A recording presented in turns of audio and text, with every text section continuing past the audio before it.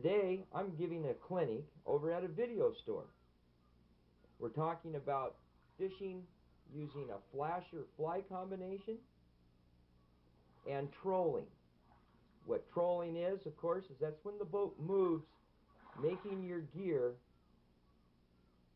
rotate so that it attracts fish. And I use an underwater TV camera here. I'm able to be aboard my boat rolling, watch the TV, and actually see the salmon strike that fly. Lately, however, I've been drifting my camera along the bottom of Puget Sound. Now, we all know that salmon follow a pretty consistent migratory pattern from around Vancouver Island up to the coast of Alaska, halfway over to Japan, swimming in a counterclockwise arch. The schools are massive. They start to migrate back into the Straits of Juan de Fuca and down into Puget Sound. But along the way, I'm finding these ghost nets. Now, these nets are abandoned. Whose are they? Your guess is as good as mine. However, they continuously catch seabirds, crab, and of course, salmon.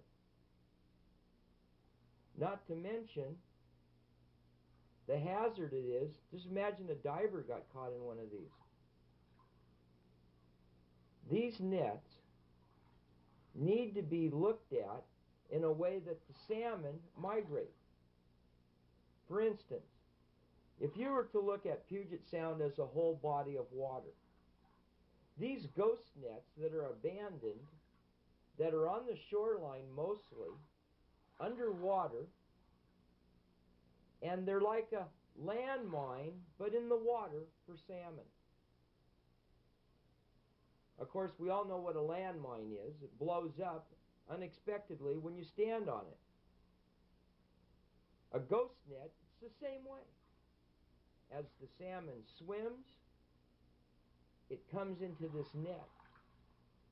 Then, of course, the carcass starts to decompose, and now it attracts more fish, more crabs, and it just never stops. So these nets are positioned in different areas from the Straits of Juan de Fuca clear down into the southern end of Puget Sound.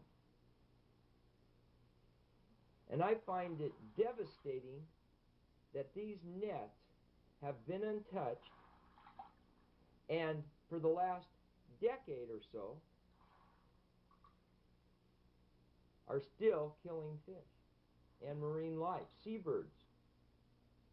What happened to the seabirds of Puget Sound?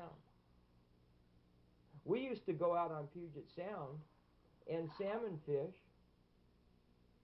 enjoying the beauty of the birds. Where'd they go? The damage has been documented to the point that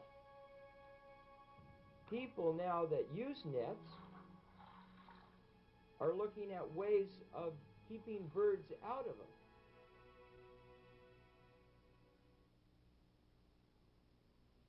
Ghost nets.